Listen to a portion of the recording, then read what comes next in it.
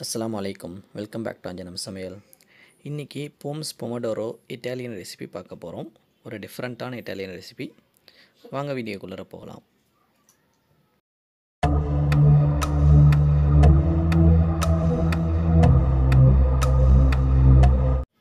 இன்னைக்கு cook with comaliல செஞ்ச Italian recipe Pommes Pomodoro.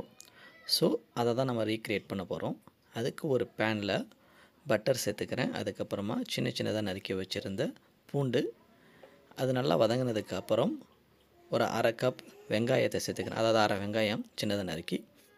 அடுத்தது நல்லா சாப் பண்ணி வச்சுருந்த மஷ்ரூம் சேர்த்துக்கிறேன். உங்கள்கிட்ட எந்த வெஜிடபிள் இருந்தாலும் சேர்த்துக்கலாம். ப்ரொக்கோலி அப்படி இல்லைனா காலிஃப்ளவர், பீன்ஸ் இந்த மாதிரி எந்த வெஜிடபிளாலும் சேர்த்துக்கலாம். அடுத்தது ஒரு தக்காளியை மிக்சியில் அரைச்சி வச்சுருக்கிறேன். ஸோ அந்த தக்காளி டொமேட்டோ பியூரியை நான் சேர்த்துக்கிறேன். அப்புறம் தேவையான அளவுக்கு உப்பு. அடுத்து அரை ஸ்பூன் காஷ்மீரி சில்லி பவுடர் சேர்த்துக்கிறேன். பப்ரிக்கா இருந்தாலும் பப்ரிக்கா சேர்த்துக்கலாம். அப்புறமா மிக்ஸ்டு ஹெர்ப் சேர்த்துக்கிறேன். அதுக்கடுத்தது பெப்பர் பவுடர், அதாவது மிளகுத்தூள் சேர்த்துக்கிறேன். நான் க்ரஷ் பண்ணுறதுக்கு க்ரஷர் வச்சுருக்கேன். ஸோ அதில் க்ரஷ் பண்ணி சேர்த்துக்கிறேன். இது எல்லாம் நல்லா வதங்கணும். வதங்கினதுக்கு அப்புறமா கொஞ்சமாக மல்லித்தழை சேர்த்துக்கிறோம். ஸோ இட்டாலியன் ரெசிபிக்கு மோஸ்ட்டாக மல்லித்தழை. அதுக்கப்புறம் இந்த லெமன் ஜெஸ்ட்டு சேர்க்கணும். அதாவது எலுமிச்சை பழத்தினுடைய தோலை க்ரஷ் பண்ணி சேர்க்கணும், ஷ்ரெட் பண்ணி சேர்க்கணும். அது சேர்த்தாச்சு. அடுத்தது கொஞ்சமாக தண்ணி சேர்த்துக்கிறோம். தண்ணி சேர்த்து அது நல்லா கொதித்து வந்தவனையும் அதை இறக்கிடலாம். பொமோடோரோ சாஸ் ரெடி ஆகிடுச்சு. அடுத்தது பொட்டேட்டோ ரெடி பண்ணணும், அதாவது போம்ஸ். அதை தான் நம்ம Pommes Pomodoro Recipe அப்படின்னு சொல்கிறோம்.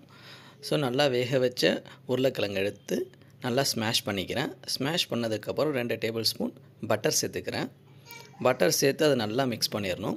மிக்ஸ் பண்ணதுக்கப்புறம் நம்ம ஒரு முட்டை சேர்த்துக்க போகிறோம். முட்டையை சேர்த்துட்டு அதையும் நல்லா மிக்ஸ் பண்ணிடணும். நல்லா மிக்ஸ் பண்ணிவிட்டு இப்போ ஃப்ரெஷ் க்ரீம் சேர்த்துக்கணும். இதில் கண்டிப்பாக ஃப்ரெஷ் க்ரீம் சேர்த்துக்கிட்டால் தான் இந்த ரெசிபி நல்லாயிருக்கும். ஸோ அதனால் நம்ம அந்த ஃப்ரெஷ் க்ரீம் சேர்த்துக்கிறோம். அதுக்கப்புறம் தேவையான அளவுக்கு உப்பு சேர்த்துட்டு இதை நல்லா மிக்ஸ் பண்ணிடுறோம்.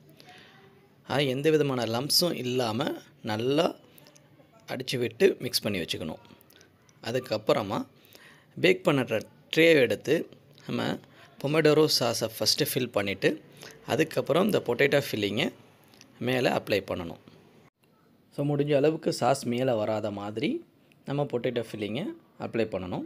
இதை அப்ளை பண்ணதுக்கு அப்புறமா நம்ம மொசரெல்லா சீஸ் சேர்த்துக்க போகிறோம். உங்கள்கிட்ட என்ன சீஸ் இருந்தாலும் அதை சேர்த்துக்கலாம்.